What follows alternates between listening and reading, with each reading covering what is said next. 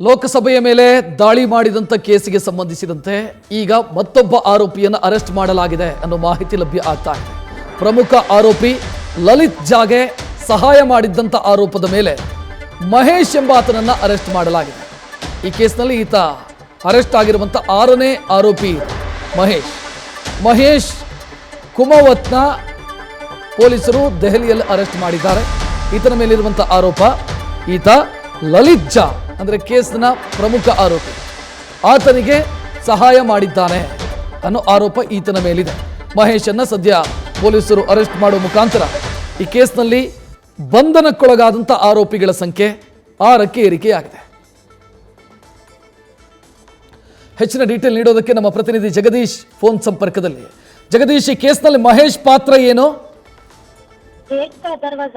ರಕ್ಷತ್, ಈ ಪಾರ್ಲಿಮೆಂಟ್ ಒಳಗಡೆ ದಾಳಿ ಮಾಡಿರ್ತಕ್ಕಂತಹ ಸಂದರ್ಭದ ಪ್ರಕರಣಕ್ಕೆ ಸಂಬಂಧಪಟ್ಟ ಹಾಗೆ ಈ 6ನೇ ಆರೋಪಿ ಮತ್ತು ಮಹೇಶ ತಾನಾಗೆ ದೆಹಲಿಯ ಪೊಲೀಸರಿಗೆ ಸರೌಂಡ್ ಆಗಿದ್ದಾನೆ.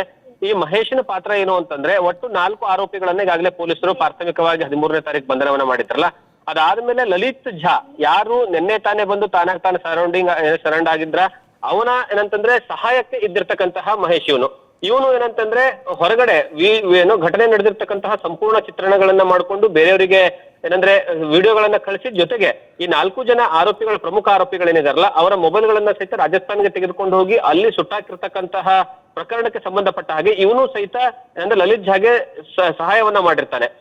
ಇವನ ಏನಂದ್ರೆ ಹಿನ್ನೆಲೆಯನ್ನ ನೋಡ್ತಾ ಹೋದ್ರೆ ಇವನು ಲಲಿತ್ ಝಾ ಮತ್ತೆ ಇವನು ಇಬ್ರು ಸಹಿತ ಏನಂದ್ರೆ ಮುಂಚೆಯಿಂದನೂ ಸಹಿತ ಪರಿಚಯ ಇದ್ರು. ಈ ಸಂಪೂರ್ಣವಾದಂತಹ ಪ್ರಕರಣಕ್ಕೆ ಸಂಬಂಧಪಟ್ಟ ಹಾಗೆ ಲಲಿತ್ ಝಾಗೆ ತುಂಬಾ ಸಪೋರ್ಟಿವ್ ಆಗಿ ನಿಂತ್ಕೊಂಡಿರ್ತಕ್ಕಂತಹ ವ್ಯಕ್ತಿಯೇ ಈ ಮಹೇಶ ಆಗಿರುವಂತಹ ಕಾರಣಕ್ಕಾಗಿ ಇವನ ಪಾತ್ರ ಬಹಳಷ್ಟು ಪ್ರಮುಖವಾಗಿದೆ ಅನ್ನುವಂಥದ್ದು. ಇವನಿಗೋಸ್ಕರ ಸಹಿತ ಪೊಲೀಸರು ಒಟ್ಟು 3 ತಂಡಗಳಾಗಿ ನಿಯೋಜನೆಗೊಳ್ಳಲಾಗಿತ್ತು ಅವನ್ನ ಹುಡುಕೋ ಸಲುವಾಗಿ.